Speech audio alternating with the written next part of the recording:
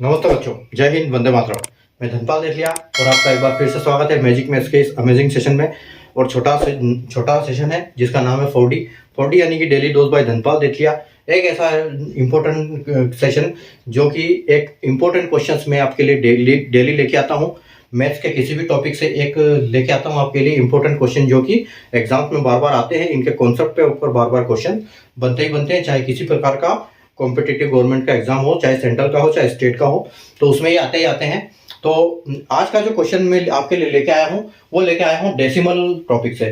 ठीक है, तो जब डेसिमल के क्वेश्चन आते हैं तो डेसिमल से तो हम वैसे ही डर जाते हैं, लेकिन कभी क्या आता है, कभी अंडर रूट में आते हैं, कभी स्क्वायर रूट में आते हैं, तो हम उनसे और घबरा जाते हैं, उनको स्किप करते हैं। लेकिन अगर आपने आज का सेशन देख लिया तो उसको आप बिल्कुल स्किप नहीं करोगे और आप घर से सोच के चलोगे कम से कम 2-3 क्वेश्चन आ जाए डेसिमल के, तो मजे आ जाएंगे आज के इसमें।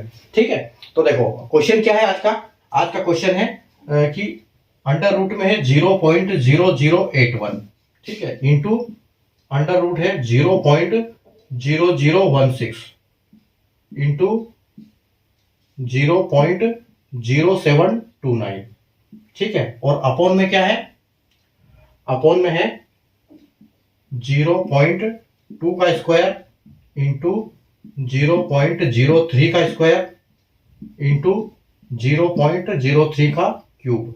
ठीक है, जब इस टाइप के क्वेश्चन आते हैं तो देखो इसमें डेसिमल भी है, स्क्वायर भी है और अंडर रूट स्क्वायर रूट भी है। ठीक है, तो इनको कैसे सोल्व करेंगे हम, देखो सबसे पहले तो हमको क्या करना है, इनके स्क्वायर रूट और अंडर रूट दोनों हटा दो। तो इसको हटाने के लिए हम क्या करेंगे, देखो जैसे आप देख रहे हो कि 0.0081, जब ये रूट से बाहर आएंगे तो डेसिमल के बाद 4 संख्या है तो डेसिमल के बाद 2 हो जाएगी, और आप देख सकते हो कि जो 81 है वो 9 का स्क्वायर है।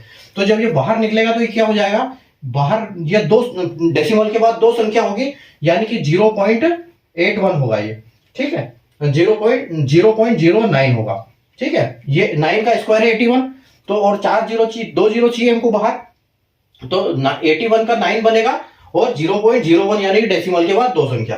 ठीक है, उसी प्रकार आप 0.0016 को देखिए, तो जो 16 है वो 4 का स्क्वायर है, तो हम इसको कैसे निकालेंगे बाहर, 0.04। ठीक है, 0.04 ये बाहर आ जाएगा।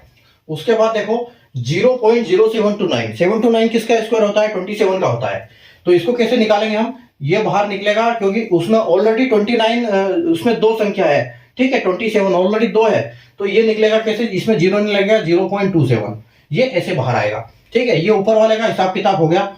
अब देखो नीचे वाले का, अब यहां पर क्या है, जब स्क्वायर का हम डबल करते हैं डेसिमल के साथ, तो डेसिमल के बाद यहां एक संख्या है तो वहां बाहर 2 होगी। जैसे यहां पर हमने 2 से 1 किया, यहां 1 से 2 करेंगे। ठीक है, तो ये 0.02 का क्या होगा, और 2 से 2 का स्क्वायर क्या होता है 4, तो ये हो जाएगा आपका 0.04। ठीक है, उसके बाद 03 क्या होगा, स्क्वायर है तो 0.03 यानी कि 3 का स्क्वायर क्या होता है, 9 होता है, तो यहां पर आ जाएगा 0.0 और 1 जीरो ऑलरेडी है यहाँ पर। ठीक है, 1 जीरो ऑलरेडी है यहाँ पर, तो यहाँ पर देखो 4 जीरो हो जाएंगे, यहाँ 4 मतलब ये हो जाएंगे, डेसिमल के बाद 4 संख्या हो जाएगी, तो यहाँ पर 03 पहले से है और 9 होगा, तो क्या होगा 0.009, ये 4 संख्या है डेसिमल के बाद आएगी। अब बात आती है अपनी क्यूब की।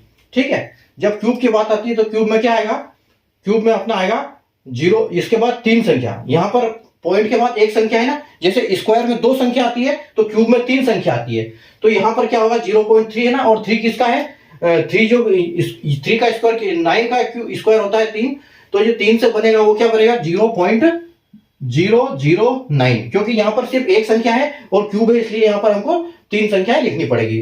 ठीक है, अब आते हैं, हम आगे चलते हैं। ठीक है, अब देखो,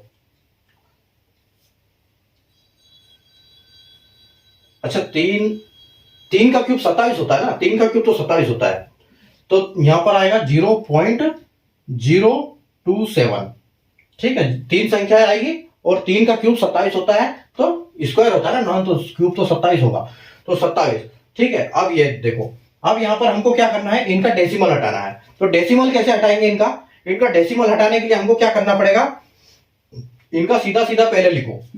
ठीक है, 9 का 9 लिखो, 4 का 4 लिखो और 27 का 27 लिखो, इंटू और अपन में क्या आएगा 4 इंटू 9 इंटू 27।